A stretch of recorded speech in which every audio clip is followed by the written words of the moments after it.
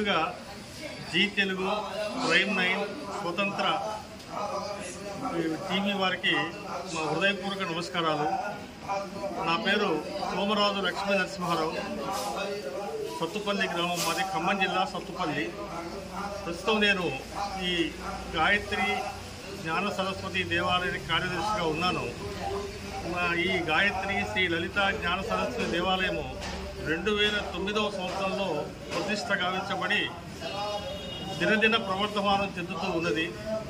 బాసర తరువాత ఈ ప్రాంతంలో, ఖమ్మం జిల్లా ప్రాంతంలో ఎక్కడా కూడా ఈ సరస్వతి దేవాలయం లేదు. ప్రధానంగా లలిత గాయత్రి జ్ఞాన సరస్వతి త్రిమాతా దేవాలయంగా ప్రసిద్ధి చెందుతూ దినదినాభివృద్ధి చెందుతుందండి. ప్రధానంగా మాకు మూలా నక్షత్రం రోజు, సరస్వతి అమ్మవారి నక్షత్రం మూలా నక్షత్రం రోజున సుమారుగా 200-300 మంది అక్షరాభ్యాసాలు చుట్టుపక్కల గ్రామాల నుంచి చేయించుకుంటూ ఉంటారు. ఆ రోజున మేము వచ్చిన భక్తులందరికీ కూడా అన్నదాన కార్యక్రమం కూడా ఏర్పాటు చేస్తున్నాము.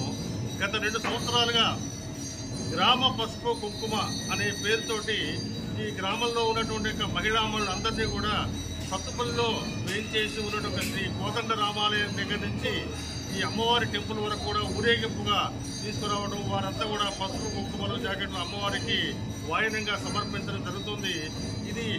ఈ కార్యక్రమం దాదాపుగా జిల్లాలో ఏ ప్రాంతంలో కూడా జరగడం లేదు.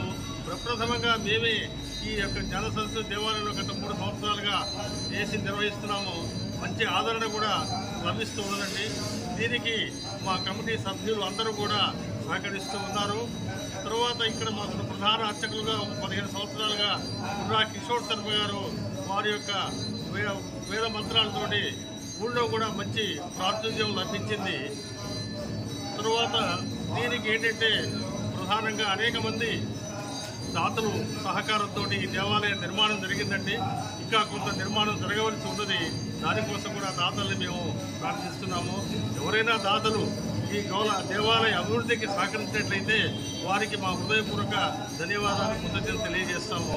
ఈ కార్యక్రమాన్ని తీసుకున్న జీ తెలుగు వారికి, ప్రైమ్ 9 మరియు స్వతంత్ర టీవీ ఛానల్ వారికి మా కమిటీ తరఫున హృదయపూర్వక ధన్యవాదాలు తెలియజేస్తున్నాం. అంటే 22/9/2025 సోమవారం నుంచి ప్రారంభమైనవి.